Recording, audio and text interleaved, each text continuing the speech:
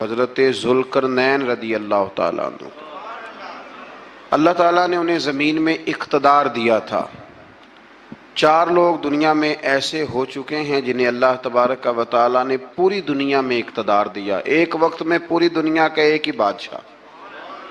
2 مسلمان تھے، 2 کافر۔ مسلمانوں میں حضرت سلیمان علیہ السلام اور جناب ذوالقرنین علیہ السلام، اور کافروں میں بخت نصر اور نمرود۔ یہ 2 لوگ ہیں جنہیں اللہ نے پوری دنیا میں اقتدار دیا، اور پھر اس کے بعد آنے والے وقت میں اللہ تعالیٰ امام مہدی کو سارا اقتدار عطا فرمائے گا، پوری دنیا کا۔ حضرت ذوالقرنین کے بارے میں 2 روایات ہیں، ایک تو یہ ہے کہ وہ نبی تھے اور ایک یہ ہے کہ نہیں وہ ولی تھے، لیکن مجھے حضرت مولا علی شیر خدا رضی اللہ تعالیٰ عنہ کا قول ملا ہے جس میں آپ نے فرمایا ہے کہ نہیں وہ نبی نہیں تھے۔ تو اس لیے میرا نظریہ یہی ہے کہ وہ اللہ کے ایک نیک بندے تھے، اللہ نے انہیں پوری زمین میں اقتدار دیا۔ وہ ایک مہم پہ نکلے، ان کا ارادہ بنا کہ میں ذرا دنیا کا چکر لگاؤں، تو انہوں نے سفر شروع کیا کہ میں دیکھوں ذرا سورج غروب کہاں ہوتا ہے۔ تو فرماتے میں پہنچا، بڑا گیا، لیکن میں اس مقام تک پہنچ گیا جہاں سورج غروب ہوتا ہے، تو پھر میں نے دیکھا کہ ایک سیاہ کنواں ہے جس کے اندر جا کے وہ چھپ گیا ہے، لیکن رب کریم کی اس حقیقت تک میں پہنچ سکا نہیں۔ پھر آپ فرماتے ہیں کہ میں آگے نکلا تو مجھے ایک قوم کے بارے میں بتلایا گیا جو بڑی خونخوار قوم تھی، بڑی خونخوار، اس کو یاجوج اور ماجوج کہا جاتا ہے۔ یہ قوم اتنی خونخوار تھی کہ یہ درندوں کو بھی کھا جایا کرتی تھی، اتنے لمبے چوڑے ان کے قد تھے، اتنے زیادہ طاقتور تھے کہ سانپ اور بچھو بھی کھا جاتے تھے۔ یہ نکلا کرتے تھے سبزے کے دنوں میں تو ساری کھیتیاں اجاڑ جاتے تھے، ہر چیز تباہ کر جاتے تھے، حتیٰ کہ انسانوں تک کو کھا جاتے تھے۔ تو حضرت ذوالقرنین جب وہاں پہنچے، اللہ تبارک و تعالیٰ نے انہیں ان مظلوم لوگوں کا مددگار بنایا جن پر یاجوج اور ماجوج کی قوم ظلم کرتی تھی۔ انہوں نے آپ سے کہا کہ حضور مہربانی فرمائیں، اس قوم سے تو ہماری جان چھڑائیں۔ آپ نے فرمایا تم میری مدد کرو۔ انہوں نے کہا حضور کس طرح؟ فرمایا بس جسمانی طور پر میری مدد کرو۔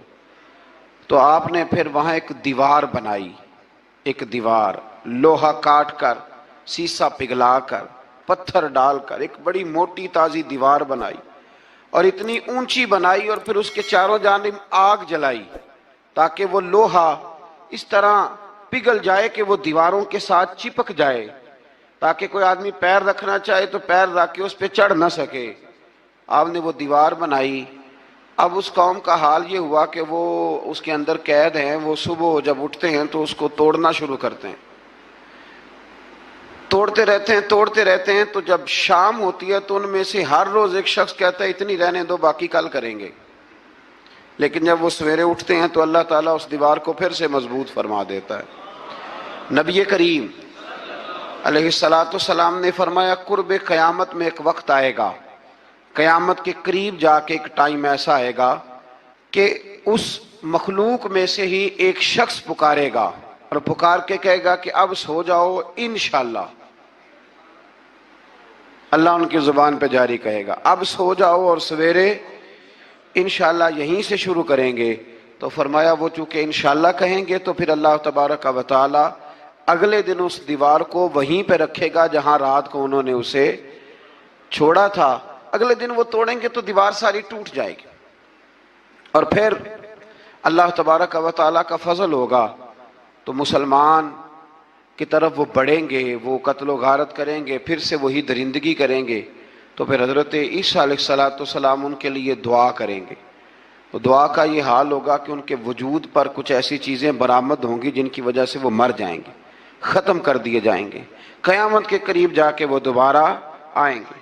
اس کے بعد پھر اللہ تبارک و تعالیٰ نے سورہ کہف کی آخری آیات میں 7 سمندر اور ان جیسے اور بھی آ جائیں، فرمایا 7 سمندر ہوں اور ان جیسے اور بھی آ جائیں، اور مل کر وہ روشنائی بن جائیں تو میرے رب کے کلمات ختم ہونے سے پہلے سمندر ختم ہو جائیں گے۔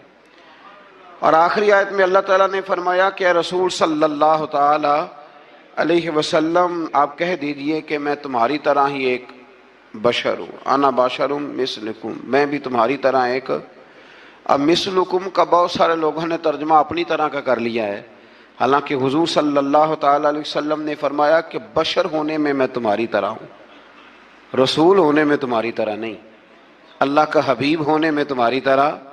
और वो ये जो मैं कह रहा हूँ ना नहीं, तो ये सही बुखारी के लफ्ज़ हैं। हुजूर ने फरमाया अय्युकुम मिसली, कौन है तुम में जो मेरी तरह हो, ये सही बुखारी के लफ्ज़ हैं। अल्लाह तबारक व तआला समझने की तौफीक अता फरमाए।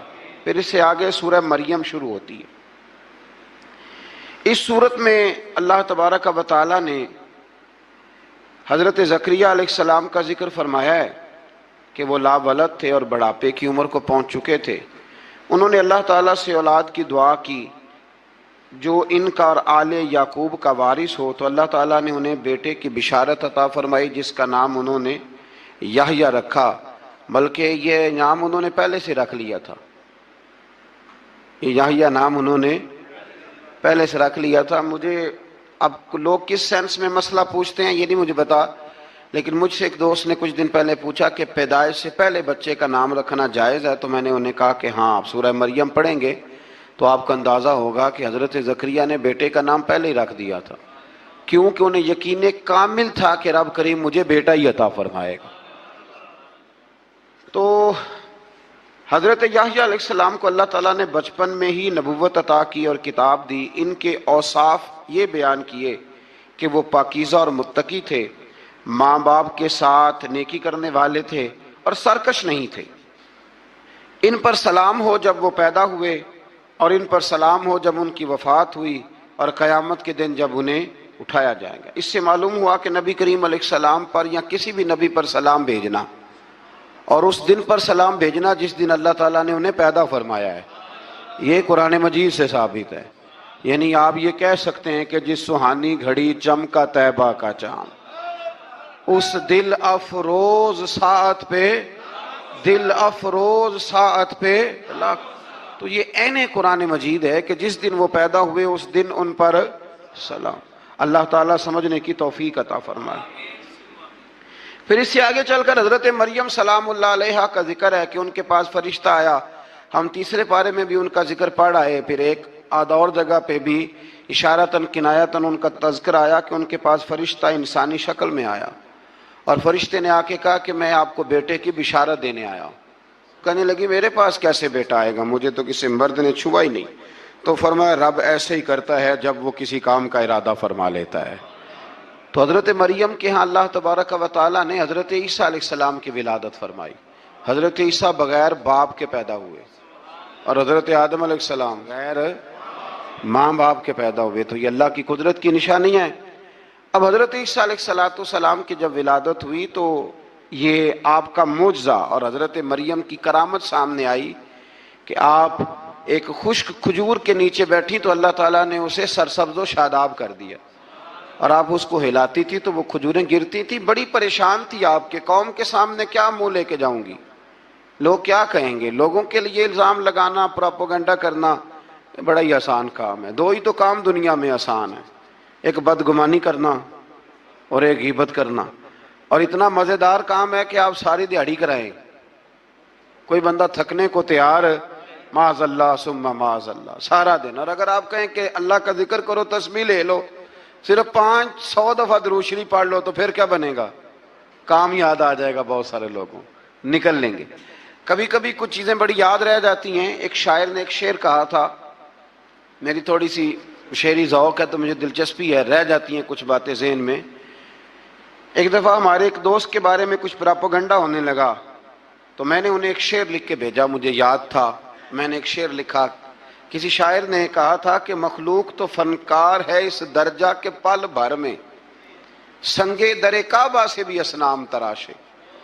काबे के अंदर से मिट्टी लेके लोग बुत बना लेते हैं और अल्लाह का शरीक बनाते हैं। तो कहने लगा शायर के मखलूक तो फनकार है इस दर्जा के पल भर में, संगे दरे काबा से भी असनाम तराशे। तुम कौन हो, क्या चीज है दागे कबाबी, लोगों ने तो मरियम पे भी इल्जाम तराशे। लोग तो मिनट लगाते हैं, वो जो रही मस्जिद में, पली मस्जिद में, लोगों ने इल्जाम लगाने का वक्त आया तो इल्जाम लगा दिया, सैयद आयशा सिद्दीका पे लगा दिया। صدیق کی بیٹی اور صدیقہ. آپ سوچ سکتے ہیں کہ لوگ کہاں تک جاتے ہیں اور باتیں کہاں تک پہنچتی ہیں. تو یہ میرے رب کریم کا فضل اور کرم ہے کہ جناب مریم کی برات کا اعلان بھی قرآن نے کیا اور حضرت عائشہ صدیقہ کی برات کا اعلان بھی قرآن پاک نے فرمایا. یہ بھی قرآن مجید نے فرمایا ہے. اور کل پرسوں بھی بات ہو رہی تھی حضرت یوسف علیہ السلام کی. تو الزام تو لگتے رہتے ہیں. تو میں نے اس دن بھی سوال کیا تھا, پھر دہراتا ہوں کہ غلطی کیا تھی حضرت یوسف کی. کبھی کنواں اندھیرا, کبھی بھائیوں کے تھپڑ, کبھی مصر کا بازار. اور ذرا سوچو تو صحیح, جب بولیاں لگتی ہیں انسان کی تو کیا حال ہوتا ہے. اور پھر ذرا یہ بھی تو دیکھو نا کہ جب زلیخا نے الزام لگایا تو پھر کیا حال ہے. اور پھر 12 سال کی جیل پر رب فرماتے ہیں شانیں میں نے یوسف کو ہی عطا فرمائی ہیں. تو حضرت مریم سلام اللہ علیہا جب وہ بیٹا لے کے گئی ان کے پاس تو انہوں نے کہا یہ کہاں سے آ گیا. تو آپ فرمانے لگی میں نے تو چپ کر روزہ رکھا ہوا ہے, اسی سے پوچھ لو یہ کہاں سے آیا ہے. یہی بتائے گا. پنگوڑے میں تھے حضرت عیسیٰ علیہ السلام, پنگوڑے میں. تو قرآن مجید کہتا ہے کہنے لگے قال انی عبد اللہ. حضرت عیسیٰ بولے اور بول کے کہنے لگے میں اللہ کا بندہ ہوں. اور آتانی الکتاب, خالی نہیں آیا, کتاب ساتھ لے کے آیا ہوں. وجعلنی نبیا, اور اس نے مجھے نبی بنا کے بھیجا ہے. تو حضرت عیسیٰ علیہ السلام پنگوڑے میں ہیں تو کلام فرما رہے ہیں, اپنے نبی ہونے کا اعلان فرما رہے ہیں. اب اس بندے کے قریب جا کے اس سے سوال کرنے کو دل نہیں کرتا جو نبی پاک کے بارے میں کہتا ہے 40 سال کے بعد نبی بنے. یہاں پنگوڑے میں حضرت عیسیٰ کلام کریں پنگوڑے میں, اور وہ پنگوڑے میں کہے میں نبی ہوں. اور تو اپنے رسول کے بارے میں یہ کہے کہ بکریاں چرا رہے تھے تو معاذ اللہ انہیں پتہ ہی نہیں تھا کہ میں نبی بن جاؤں گا. ایسی کوئی بات نہیں. اعلیٰ حضرت فرماتے ہیں اللہ اللہ وہ بچپنے کی پھبن, یعنی بچپن میں بھی رنگ ڈھنگ نرالے تھے میرے رسول کے. اللہ اللہ وہ بچپنے کی پھبن, اس خدا بھاتی صورت پہ لاکھوں سلام, اس خدا بھاتی صورت پہ. اور مرحوم اعظم چشتی نے بھی ایک جملہ بڑا خوبصورت کہا, اس نے کہا تیری حیات پاک کا ہر لمحہ پیغمبر لگے. تیری حیات پاک کا ہر لمحہ پیغمبر لگے.